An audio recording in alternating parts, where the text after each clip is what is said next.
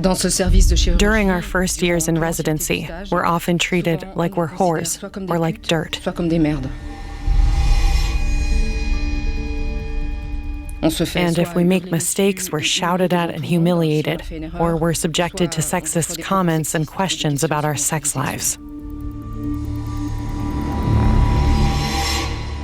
Typiquement, quand ils opèrent, il se colle à vous. During operations, he'd press himself up against me.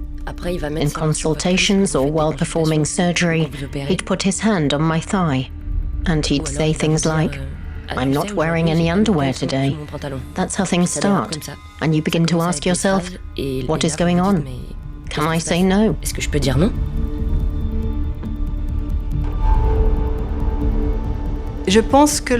I think the world of surgery is very different from other disciplines. It's intense, and in an intense world, there can be a lot of testosterone. It's worth saying it's different from other disciplines. Students, junior doctors, and even department heads all answer to powerful superiors. Those superiors are often surgeons who wield total control over careers and perpetuate practices from a bygone era. Obscene remarks, inappropriate touching, sexual blackmail and harassment, any of it can destroy lives.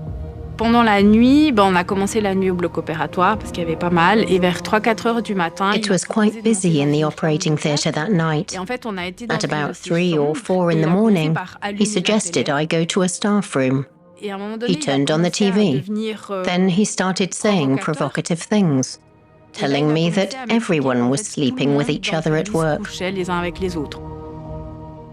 I didn't dare say much, because when you're a medical student talking to a senior physician, you feel a bit intimidated. And sure enough, he approached the bed. At some point, I was underneath him. In that moment, I felt extremely vulnerable. In part, simply because you can't move when you're underneath someone that heavy. Luckily, his pager went off and he had to go. That saved me.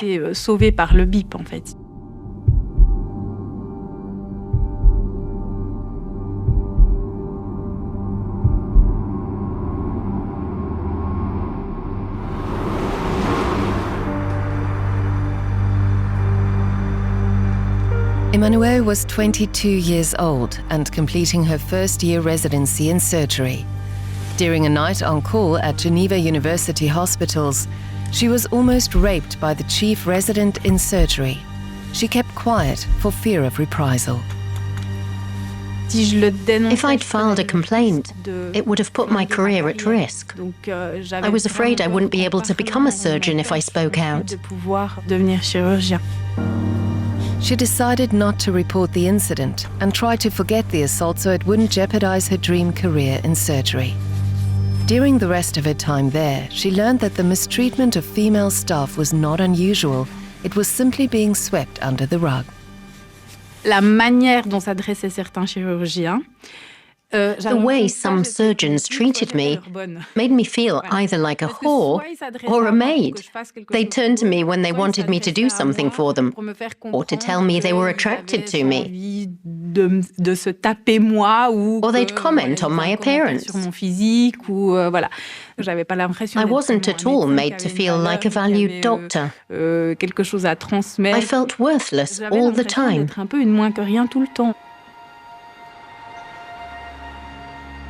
She began her specialty training in surgery, then moved to obstetrics and gynecology in the hope of finding a more humane working environment. But there too, she was sexually harassed. And the working hours were grueling. Je me souviens d'une fois au bloc opératoire. Et là, c'était en Valais. Once, in the operating theatre in Sierre, in the canton of Valais, one surgeon behaved in a truly appalling and degrading manner. If I didn't place my hands exactly where he wanted them, he'd hit my fingers with his instruments. Having your fingers struck with instruments is deeply humiliating. I came out of the operating theatre in tears. Et quand j'ai croisé les infirmières, the nurses who saw me said, "That's normal. We're all treated like that." C'est normal, on se fait toutes traiter de cette manière-là. On vit toutes ça. They said all the young female doctors who'd been there before me had been through the same Elles ont thing. vécu la même chose. Elles se sont fait traiter de la même manière. I felt as though everything was constantly being normalized. Everyone went through it, so it must be normal. On vit toute la même chose, alors c'est bon, quoi. Years later, virtually nothing has changed, despite the Me Too movement. Hospitals are still places where perpetrators are protected by a climate of fear and a culture of silence.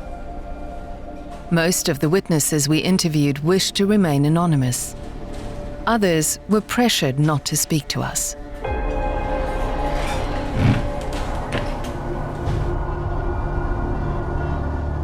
The medical student Leia asked to remain anonymous before telling us what happened during her clinical internship.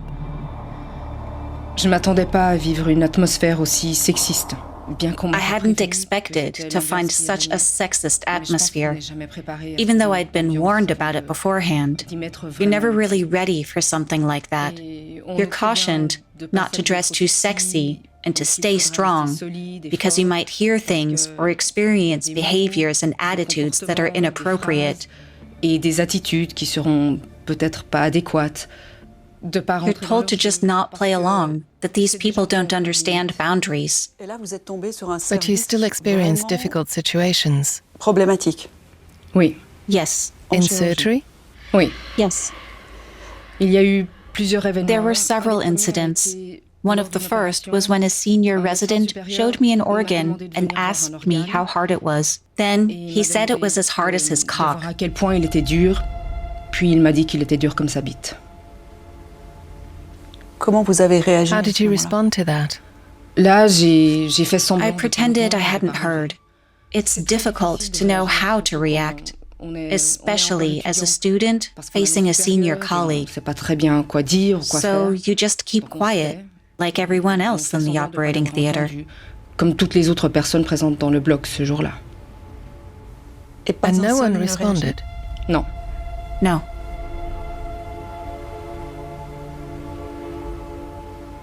Une fois, lors d'une On another occasion, back in the operating theater, a senior colleague asked me about my sexual activities over the weekend. Et quand je lui ai dit que je ne voulais pas répondre, When I refused to answer, he said I was being impudent and risking my place in the department.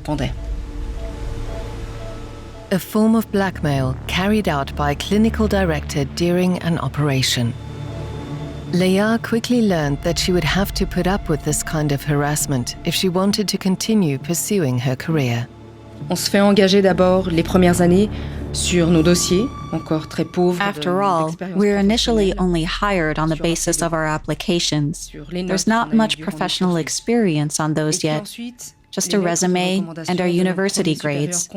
That's why the letters of recommendation from our first direct superiors play such a big role in what comes next. It's all about connections, securing good placements, and making a good impression during those placements. Letters of recommendation can lend more weight to our academic records, which are still rather thin at the end of our studies.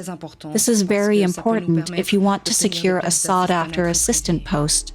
That's why we want our superiors to see us in the best possible light.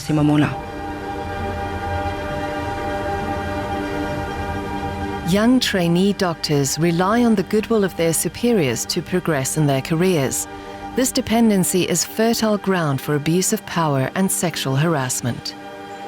David Redler is familiar with this dynamic. As a lawyer, he's defended several survivors who came forward.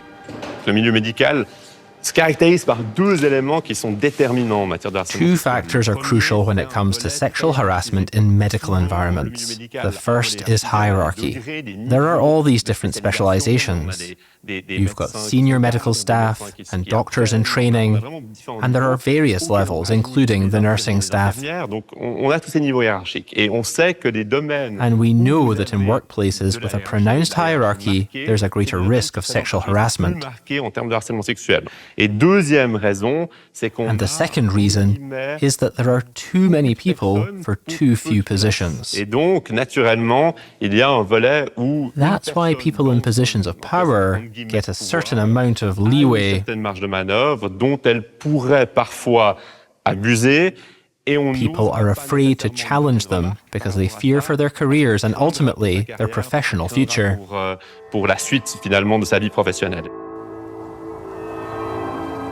The medical sector is still dominated by men. Women make up the majority of students at medical schools, but their numbers dwindle the closer one gets to the top.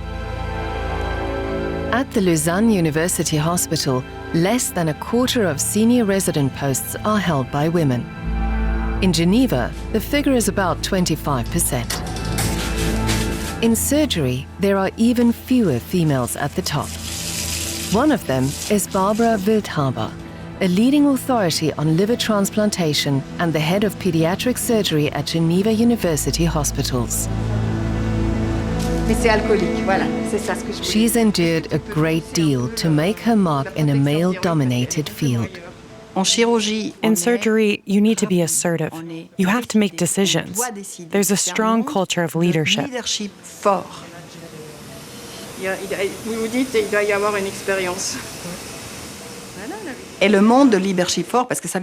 This leadership culture goes hand in hand with discipline. I can't just see a drop of blood and wonder what to do with it. I have to make a decision, delegate, and keep things running. These sort of people are often men, self-assured individuals. That's the kind of mindset you need to lead others.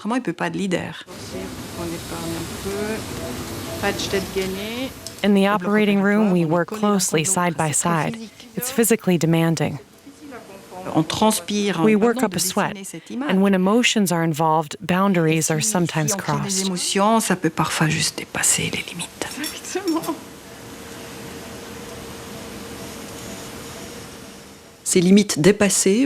that something you've experienced as well?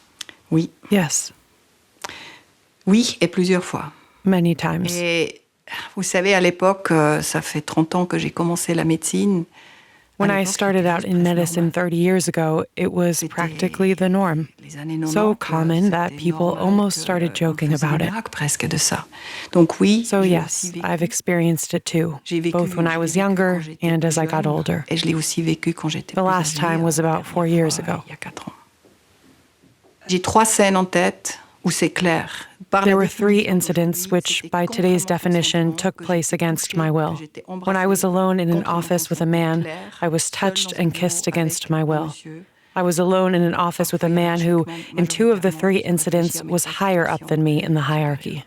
And even in my position as head of department, I'm not immune to being treated as a woman who can be degraded, with whom people feel they can cross the line into harassment. De ce qui s'appelle harcèlement ou pas. Donc oui. Even as a department head, were you forcibly kissed by a colleague, a superior?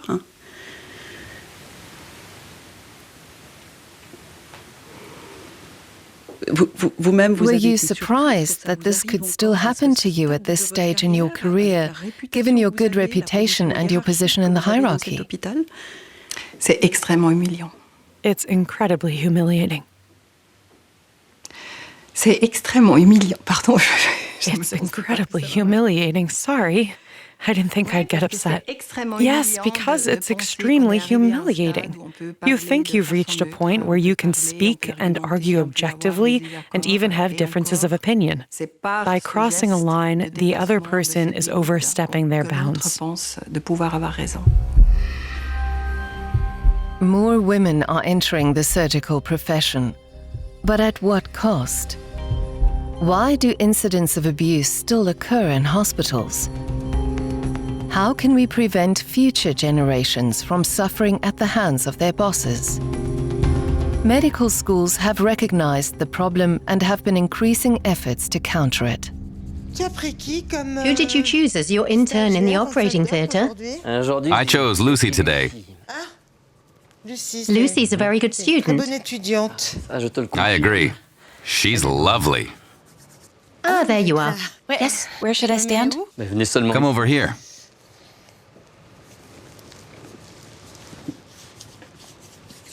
Is this your first operation? Yes. The first time is never the most pleasant. You smell very nice, Lucy. This scene shows workplace harassment inspired by real events, played out by actors for Lausanne medical students. I've been waiting for you to have a coffee.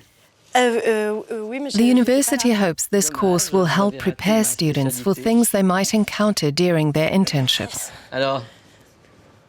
Have a coffee with me? Sorry, I can't right now. Okay, that's a shame. Another time.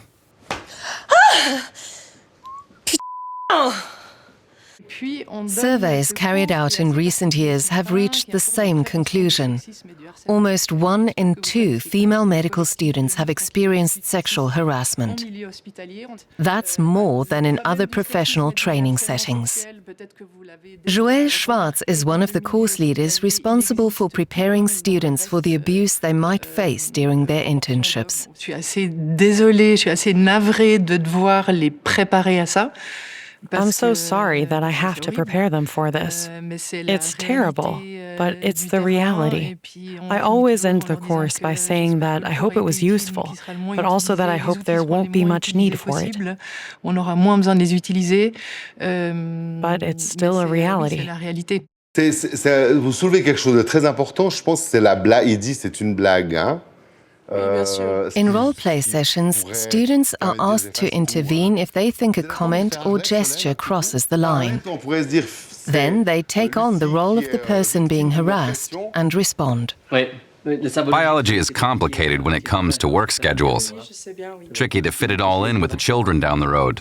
But now is not the time to talk about this. We can do that later. For now, we should focus on the patient. You have time. I don't. I don't need your advice. As you wish. If you'd like a professional opinion. Stop. How are you feeling, Solène? Is he upsetting you? Ça va. Je pensais pas qu'il y avait à ce point du sexisme dans le milieu hospitalier. I didn't realize there was so much sexism in hospitals. It's really surprising. I hope it doesn't happen to me. J'espère ne pas avoir à subir ça.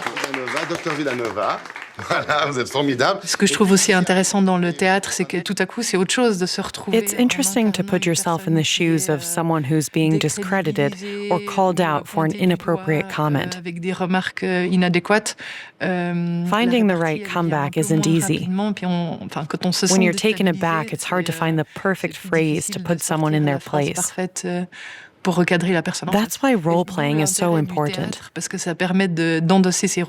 We can explore which responses these problematic situations may or may not lead to.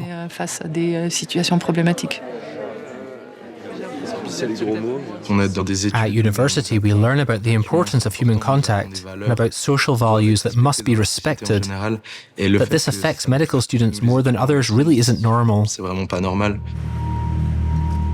To highlight the extent of the problem, students from Lausanne founded the Clash Collective.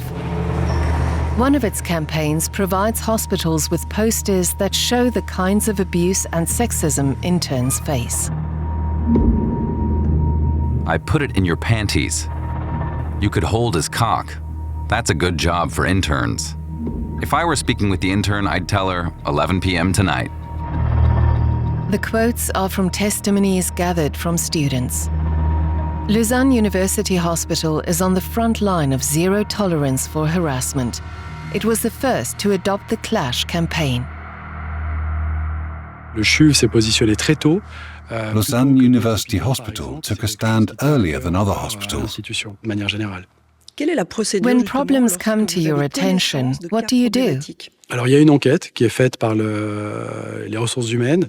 The Human Resources Department carries out an investigation. If senior staff are the ones being accused, then HR management takes charge of the investigation. Often it's not easy to understand what happened, that is, to grasp the initial situation, then weigh up various interests and understand the facts. And crucially, there is a range of possible sanctions. Ce qui est important de voir, c'est qu'il y a un panel de possibilités de sanctions, en fait. Quelles sont ces sanctions? Alors, il peut y avoir un simple recadrage, quand on est dans le cas d'un débordement, je dirais. If we're dealing with a simple infringement, this may result in a reprimand or a workplace intervention with a performance review. Avec la personne qui est mise en cause, on peut avoir. We can also issue a warning that remains on the person's record for 2 years, not for their entire working life, but for 2 years. To make it clear to the person that they behaved inappropriately. In sexual harassment cases, dismissal is also an option. Licenciement qui est possible en cas de harcèlement sexuel, typiquement. In 2024, Lausanne University Hospital said it issued 10 reprimands, 10 warnings, and 11 dismissals in association with sexual harassment. It's unclear how many of these cases involve doctors.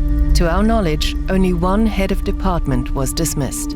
That's not very many given the numerous witness statements we've collected concerning these senior doctors in particular. Case number 1. A respected chief surgeon who held senior positions at the hospital and practiced the so-called right of the first night in his department. A nurse reports. It often happened at medical conferences. Like all surgeons, he chose which doctor, male or female, was allowed to accompany him. Being chosen as a woman meant certain things.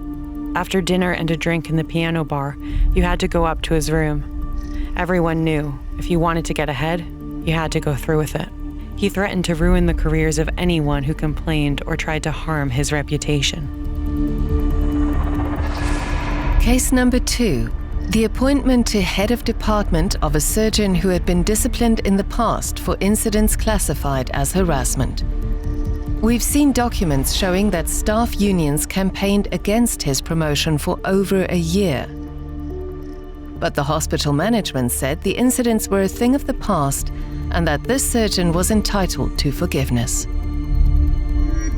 Since he admitted his mistakes, apologized to those affected, and served the sanctions imposed, we have no further complaints against him. A stance that the trade unions found unacceptable and which they denounced as a double standard. It is therefore unacceptable and outrageous that these principles are being disregarded when filling the post of head of department. The surgeon's appointment was later approved by the hospital's hiring committee and the faculty council and officially confirmed during the filming of this documentary. Case number 3. Another head of surgery who had already been reprimanded and warned by management a few years prior, but who continued to sexually harass members of his department. He even publicly boasted that the statements featured on prevention posters were his. The warnings didn't seem to have had any effect on his behavior. Many hospitals have now set up procedures for receiving complaints, but most of them remain ineffective. Even when those affected do come forward, they're not always heard, and no internal investigation or disciplinary action ever takes place.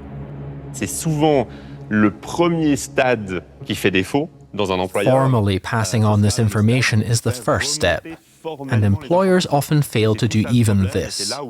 It's the employer's responsibility to ensure that the necessary internal procedures are in place so that a zero-tolerance policy is truly upheld in day-to-day operations. L'exprimer sur le principe, mais l'exprimer dans les faits.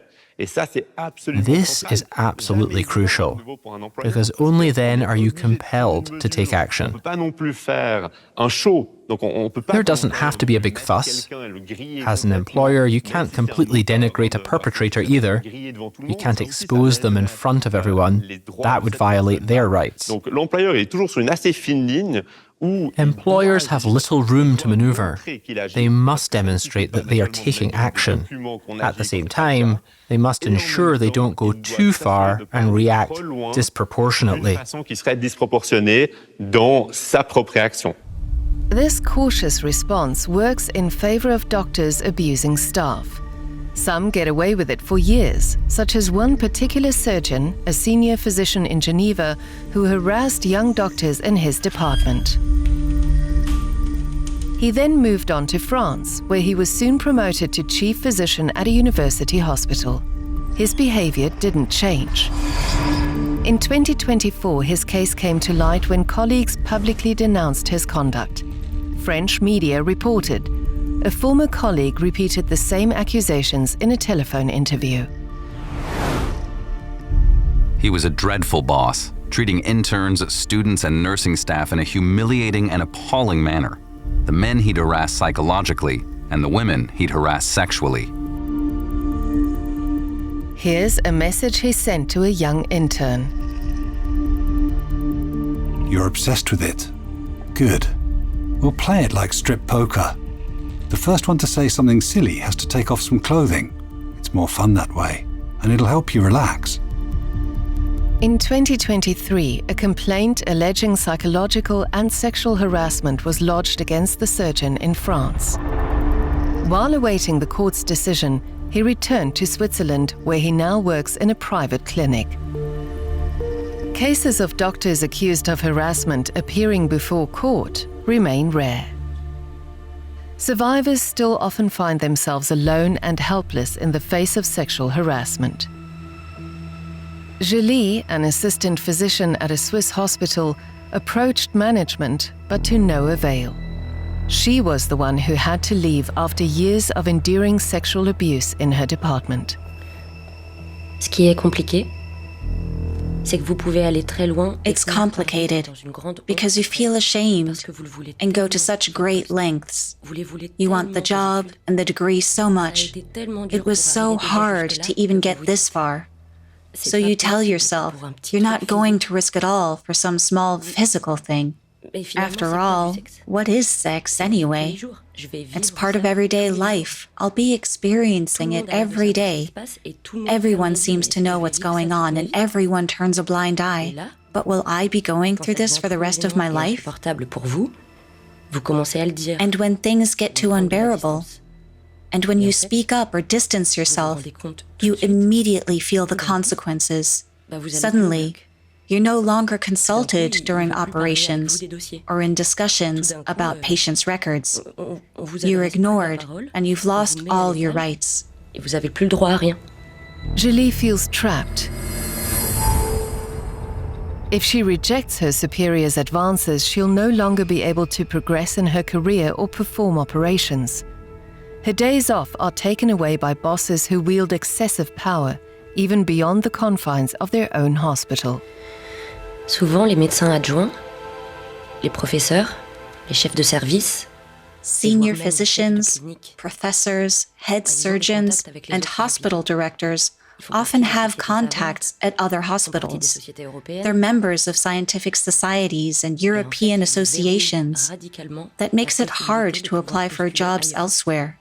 Eventually, you realize this means you have to give up the specialty you were so excited about when you first joined the hospital. C'est en train de disparaître. To complete her training, Julie had to leave the hospital and go abroad. She's now a surgeon, but the price she paid was high. Too high. J'ai eu mon diplôme. Je l'ai dit à personne. When I received my diploma, I didn't tell anyone. I didn't celebrate it. I simply received an envelope stating that I'd been awarded my specialist diploma, but I didn't tell anyone. The difficult thing is that I no longer take any pride in my profession. I never say that I'm a surgeon because it was such a painful journey to get there, and it really wasn't worth the sacrifice. il en vaut vraiment pas la peine.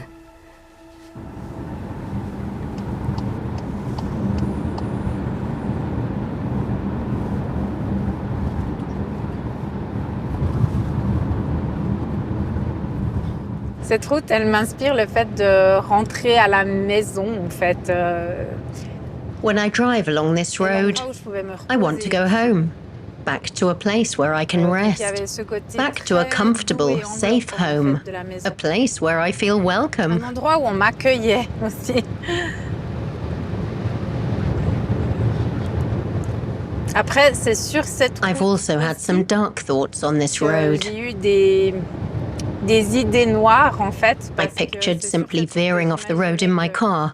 When I was in Geneva, I just didn't have the will to live anymore. Justement plus envie de vivre quand j'étais à Genève. By the end of her time at Geneva University hospitals, Emmanuelle was at the end of what she could bear. Worn out by a decade of humiliation and bullying at the hospital, as well as the trauma of being sexually assaulted. She contemplated the worst, wanted to simply disappear, and slipped into a depression. When I reached the point of burnout, it all came spilling out. I had to see the company doctor. That's when memories of the incident in the surgery department resurfaced. It all came to light? Yes, I realized quickly that I wouldn't be going back. That day, I understood that I was burnt out. Burnout builds up over a long period of time, of course. But on the day, it all came crashing down. When I was right in the middle of it, I realized as I was taking off my lab coat that I just couldn't keep going. In order to survive, she gave up medicine and moved in with her parents. 10 years later, that time still brings up strong emotions in the entire family. C'était douloureux de t'entendre. It was heartbreaking to hear you. You held on for so long. In the end, you were calling us every day, crying. It still brings tears to my eyes. We had to bring her home immediately. After that phone call, we got into the car without a second thought and drove to Geneva. There was no discussion. We just exchanged looks and went to pick her up. I wasn't scared at the time. Only later did I realize she could have done something foolish. Mais je crois que c'est parce qu'on a eu après coup, enfin c'était peu de temps après, le diagnostic en fait. I think that was right after the psychiatrist's diagnosis. As a doctor, I wasn't a very good doctor to myself at all. I didn't realize I was suffering from severe depression with suicidal thoughts. Diagnosing someone else is easier than diagnosing yourself. I only realized that after a psychiatrist diagnosed me. J'ai réalisé que j'avais pas du tout réalisé en fait.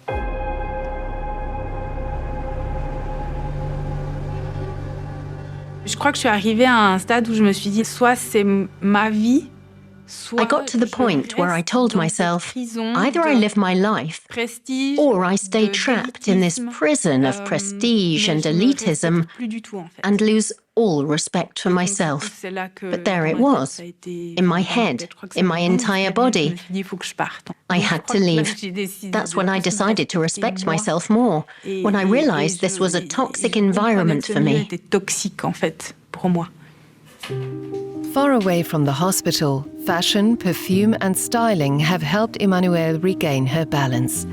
A new career that values her personality and creativity. Hello à toutes. Hey there everyone. I'd really like to organize some live webinars, so please let me know which topics interest you the most. Le plus. Her case isn't unusual. Every year, 1 in 10 doctors abandon the profession due to untenable working conditions in hospitals, exhausting schedules, and psychological and sexual harassment. What Emmanuelle, Julie, and Léa would have needed were witnesses who responded to their abuse and spoke out against it without looking away, without becoming complicit. C'est très basique, mais c'est remarquer la situation. Imagine the following. Everyone's on their phone these days, right? You've got your headphones on. You're in a hurry to check on a patient. Something bad might be happening right next to you, but you might not even notice it. Before you can take action, you have to notice what's going on in the first place. Today at Geneva University hospitals, it's not students but doctors role-playing. They're here voluntarily. The dialogues are based on real-life situations. We could start with a rectal examination. A junior doctor and her supervisor. The bystanding doctors are told to step in as soon as they think things are getting out of hand. You win.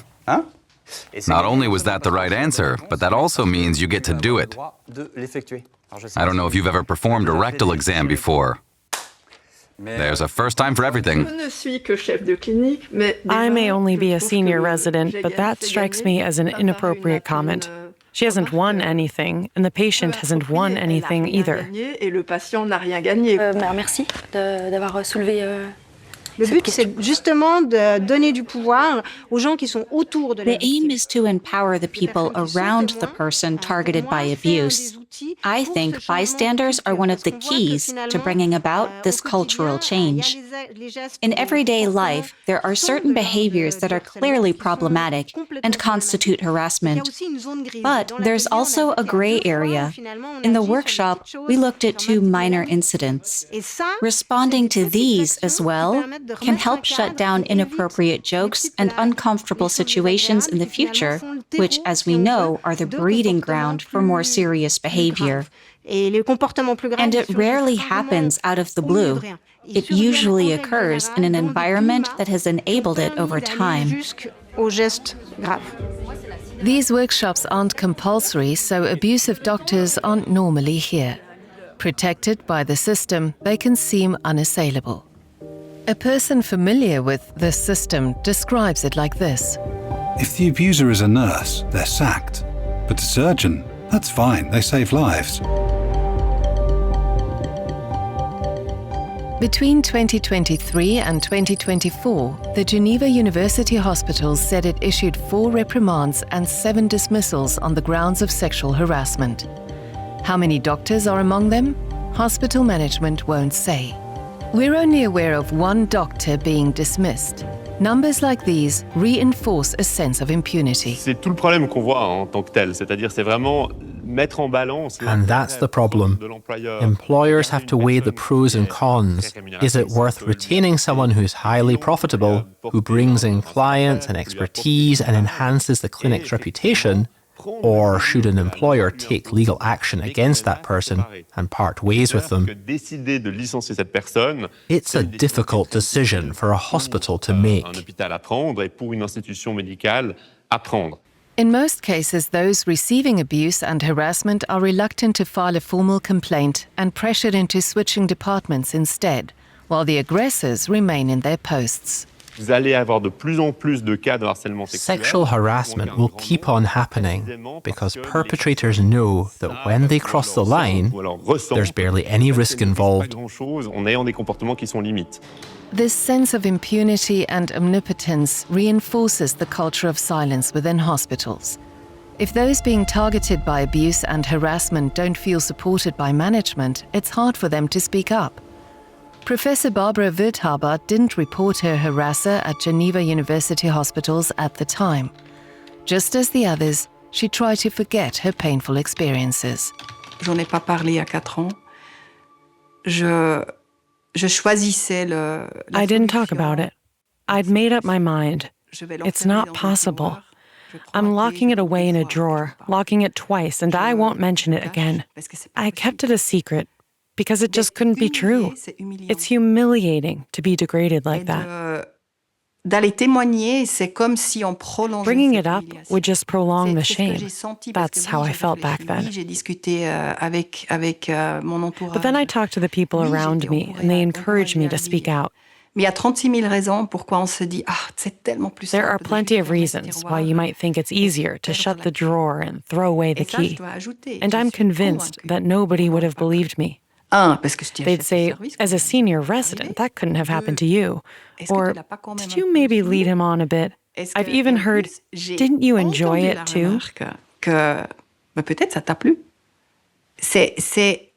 It's unbelievable, the sort of things you have to listen to. Even now, 4 years on, it still stirs up all these emotions. Et c'est assez intéressant. J'observe moi-même à quel point je regrette de pas avoir. I really regret not having testified, not having reported what happened. But I had my reasons at the time. I still have them today, even though I'd advise all my female colleagues, do it, pull the trigger. Toutes mes collègues, faites-le, appuyez sur le bouton.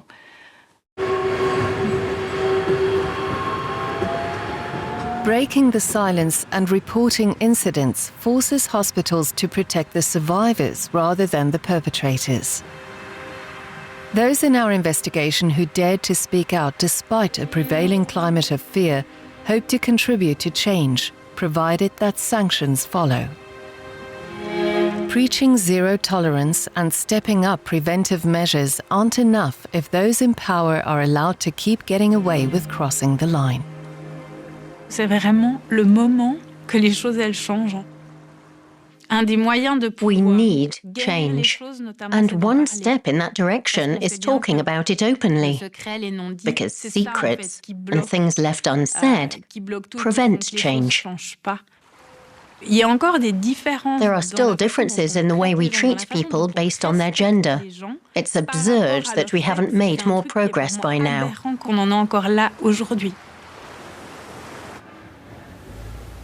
Au début, ce qui m'était insupportable, c'est de voir que ces gens n'étaient pas punis. At first, I found it unbearable that these people weren't being punished. And these days, it's even worse. It's intolerable to hear that female junior doctors are still going through the same thing. The only way forward is to speak out and bring everything to light.